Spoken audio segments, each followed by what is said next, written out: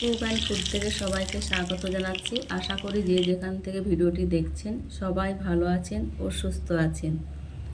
আজ তৈরি করে দেখাবো আলুর বল পাকোড়া। তৈরি করা যতটা সহজ, খেতে তার চাইতে অনেক মজার হয়। খুব অল্প সময়ের মধ্যে ঝটপট তৈরি করা হয়ে যায়। দেখতে যতটা সুন্দর হয়েছে, কালারটা তো দারুণ হয়েছে। চলুন দেখে নিই রেসিপিটি। এখানে মিডিয়াম সাইজের 3টে আলু নিয়েছি।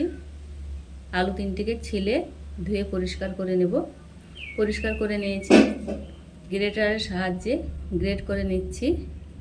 জল দিয়ে রেখেছি যাতে কালো না হয়ে যায়। কি আজব তাই না? চোখ পুকুর নয় তাও জলে ভেসে যায়, মন কাঁচ নয় তাও ভেঙে যায়, আর মানুষ আবহাওয়া নয় তাও বদলে যায়। সবগুলা গ্রেট করে নিয়ে পরিষ্কার করে ধুয়ে ছাঁকনিতে দিয়ে জল ঝরিয়ে নিয়েছি। দেখুন, একদম জল নেই।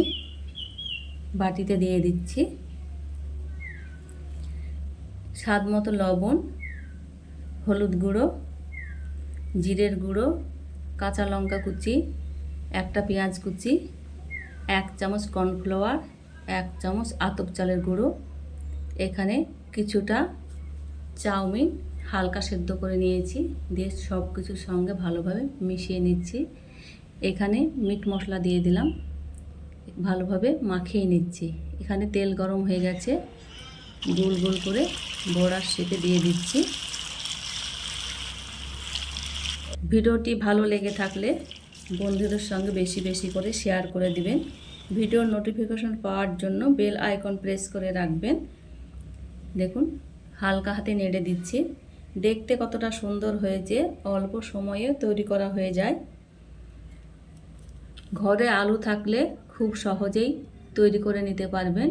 বাড়িতে কোনো অতিথি আসলে বিকেলে চায়ের সঙ্গে, সকালে যে কোনো সময় ঝটপট বানিয়ে নেওয়া যায়।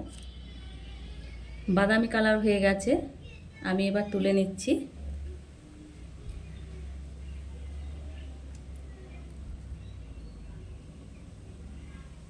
থালায় ঢেলে নিচ্ছি।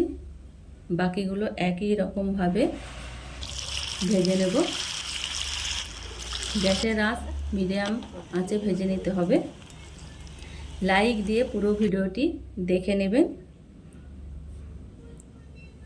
সবগুলাই ভেজে নেওয়া হয়ে গেছে। দেখতে যতটা সুন্দর হয়েছে, খেতে তার চাইতে অনেক মজার হয়েছে।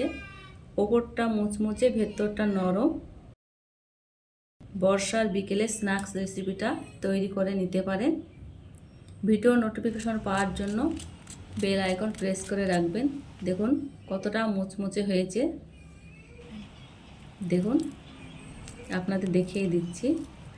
ওপরটা মুচমুচে, ভেতরটা নরম।